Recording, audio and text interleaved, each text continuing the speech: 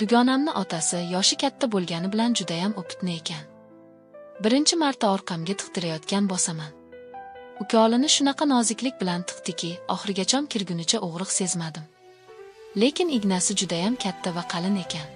Professional telefon ushlagich. Metalicheski original mahsulot.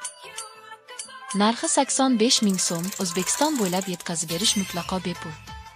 Mahsulotni qo'lingizga olgandan so'ng to'lov qilasiz. Zakaz berish uchun havola kommentariyada. Soni cheklangan, shoshiling. Assalomu alaykum azizlar. Bugun siz bilan hech kimga ayta olmaydigan bir sir haqida suhbatlashamiz. Bu bir qizning yuragida paydo bo'lgan taqiqlangan hislar, halol va harom orasida bo'lgan bir halovat izlash haqidagi hikoya. Men unga birinchi bor sinchiklab qaraganimda, bu oddiy hurmat emasligini sezdim. U dugonamning otasi. Har doimgidek xotirjam, sokin va mulohazali. Qizimsi qiziqishim avval hazil edi. Lekin keyinchalik bu yurak urishlarimga aylana boshladi. U meni hech qachon boshqacha ko'z bilan qaragandek tuyulmasdi.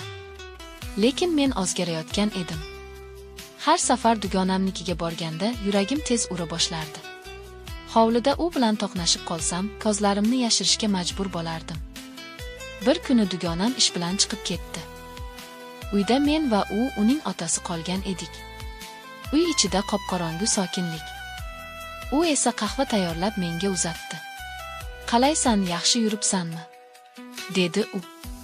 Oddiy savol, ammo uning ovozida allaqanday yumshoqlik, allaqanday iliqlik bor edi. Menga qiziqayotgani yo'q edi, men unga og'zimni qiziqtirayotgan edim. Qahva finjonini olarkanman, qo'lim titrardi. U sezdi. Jim bo'ldi. Sozlar tugadi, faqat ko'zlar qoldi. "Sovqotayapsanmi?" deb yelkama adyol tashladi. Men o'zimni yo'qotib qo'ygandek bo'ldim. Nafasim tor bo'lib, yuragimni ushlab qoldim. U yonimda turardi. Nafasi yelkama tegardi. Yuzimga qaradi. Shunda men birinchi bo'lib ko'zlarimni olib qochmadim. Qarab turdim, to'xtovsiz. "Bunday bo'lmasligi kerak", dedi u past ovozda. "Bilaman, lekin yurak bo'ysunmayapti", dedim men. Unga bir qarich yaqin edim. Nafasim uning ko'ksiga urilardi. U menga yaqinlashdi, lekin opishmadi. Faqat peshonamga yengil tegdi. Bu daqiqada tanam larzaga keldi. Yana bir qadam va men to'xtay olmasdim.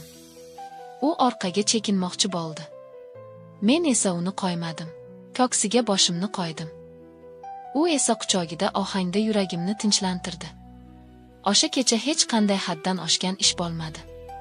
Lekin ruhimiz allaqachon chegaradan o'tib ketgan edi. Kunlar o'tdi. Men o'zimni ko'pchilik orasida oddiy tutardim, lekin ichimda portlash bo'layotgandi. U ham o'sha edi. Endi menga qaraganda boshqacha qarardi. Bir kuni dugonam uyda yo'q payt, u meni kutdi. Endi oramizda sukunat emasdi. Oramizda ehtiros, tortinish va yurak urishlari bor edi. Qo'li asta yuzimga tegdi. Men yuragimni tutdim. Bu safar u to'xtamadi. U meni ehtiyotkorlik bilan quchdi. Har harakati, har qarashi men uchun quvonch, xavotir, hayajon va ishonch edi. Nafaqat tanam, balki butun ruhim ham unga o'rganib qolgan edi. Bu taqiqlangan munosabat edi. Lekin yurakni hech qanday qonun bilan cheklab bo'lmaydi. Ertasi kuni o'zimga joy topolmadim. Uni yana ko'rishni istardim. Ammo bu istak oddiy his emasdi. Bu ichimda yongin edi. Har gal dugonam menga kulib qarasa, yuragimda aybdorlik to'lqini urar, lekin shu paytda yuragim ichimdan "Sen uni sevyapsan" deb baqirardi. U esa dugonamning otasi. Yoshi kattaroq, ammo ko'zlarida yosh boladay toza mehr bor edi. U menga hech qachon tahdid solmadi, hech narsa talab qilmadi. Aksincha, u meni ehtiyot qilardi. Balki o'zini ham. Bir kuni yana uchrashdik. Dugonam ishga ketgan edi, u esa kitob o'qib o'tirgan. Men eshikni asta ochdim. "Kirdim", dedim. U qaradi. Qovogi ochiq, ammo ko'zlari charchagan edi. Menga qaradi va bir oz jim qoldi. Keyin sekin kitobni yopdi. Men unga yaqinlashdim. Har bir qadamim yuragimning urishidek aniq eshitilardi.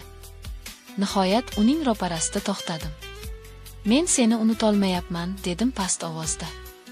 U indamadi. Faqat qo'llarimni ushladi. Barmoqlari orasiga barmoqlarimni soldi. Bu oddiy harakat, ammo men uchun butun bir olam edi. Yaxshi ko'rish ba'zida ko'z bilan emas, barmoq bilan seziladi. U qo'limni o'z labiga yaqinlashtirdi. Men ko'zlarimni yumdim. Nafasim tor bo'lib qoldi. U meni o'ziga yaqinroq tortdi. Quchogiga kirganimda dunyo jim bo'ldi. Faqat yuraklarimiz sozlardi. Sozsiz. O'sha kuni u meni quchdi uzun vaqt. Hech narsa so'ramadi. Shunchaki yonimda bo'ldi. Men esa u bilan o'zimni to'liq va toza his qilardim. Hech qanday ayb yoki qo'rquv yo'q, faqat yurakdagi tinchlik. Ammo bu tinchlik uzoq davom etmadi. Bir kuni dugonam bizni birga ko'rib qoldi. U eshikni kutilmaganda ochdi, biz esa oshxonada birga edik. Yuzlarimizda hech qanday jinoyat yo'q edi.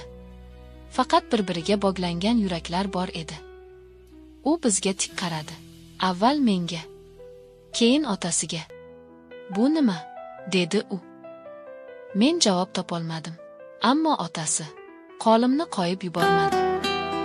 U ham qo'rqdi, lekin yolg'on gapirmadi. "Men unga yaxshi ko'raman", dedi. Dugonam indamadi. U butunlay jim bo'lib qoldi. Yigladi, ketdi. O'sha kundan keyin hech narsa avvalgidek bo'lmadi. Biz na ko'pchilik oldida gaplasha oldik, na u bilan birga bemalol yurishimiz mumkin edi. Ammo men bilardim, bu munosabat tanaga emas, yurakka tegishli. Taqiqlangan bo'lishi, yolg'on bo'lishini anglatmas edi. U meni mehr bilan sevar, men esa u borligi uchun minnatdorman. Dugonam ketgan kundan keyin men va u ikkovimiz qop-qora sukut ichida qoldik. Endi quvonchli uchrashuvlar yo'q edi. Har bir xatolik qanchalik og'ir bo'lishini endi tushunib borayotgan edim. Uning otasi ko'zlariga tik qaray olmasdi. Uning jiddiyligi mehr bilan aralashib ketgan edi. Go'yoki yuragida ikki olam urushayotgandek.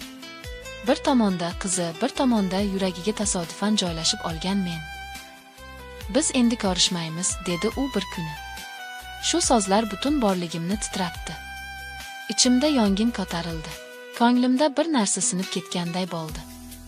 Bu oddiy rad etish emas edi, bu men uchun butun dunyoning yopilishi edi. Men ko'z yoshlarimni ushlab tura olmadim. "Nega?" dedim. U menga qaradi. U ko'nikkan edi, lekin haligacha kurashar edi. "Chunki men seni yomon ko'rganimdan emas, aksincha yaxshi ko'rganim uchun", dedi u. Bu so'zlar ham taskin, ham azob edi. Chunki u ham xuddi men kabi azoblanayotgan edi. Biz bir-birimizga yaqin bo'la turib, aynan shu yaqinlik tufayli ajrashayotgan edik. Kunlar o'tdi. Biz aloqani to'xtatdik. Faqat ko'z bilan salom, uzoqdan kuzatish. Dugonam ham menga begona bo'lib qoldi. Endi men yolg'iz edim. Yuragimda uning izlari, hayotimda bosh joy. Ammo sevgi shunchalik oddiy ketmaydi. Yurakni ochirish tugma bosishdek emas. Oradan bir oy o'tgach, kecha kechqurun eshik taqilladi. Ochsam, u dugonamning otasi. Meni ohangda jim qarab turardi. "Men bardosh bera olmadim", dedi u. Qadam bosmay turib meni quchdi. Qattiq emas, shunchaki men borligimni his qilganday. Men esa hech narsa demadim. Faqat yuragim yana urganini his qildim. Men yashirishdan charchadim. "Sen sevganimsan. Agar bu noto'g'ri bo'lsa, yuragim ham gunohkor", dedi. Men javoban faqat bitta so'z aytdim, "Men ham". Shu kech biz birga qoldik. Hech qanday ortiqcha harakatlar, hech qanday shoshilinch ehtiros emas. Faqat quchoqlash, uzoq, sekin, og'ir va halol. Bu safar sevgi tinch edi. Hislarimiz baland emas, chuqur edi.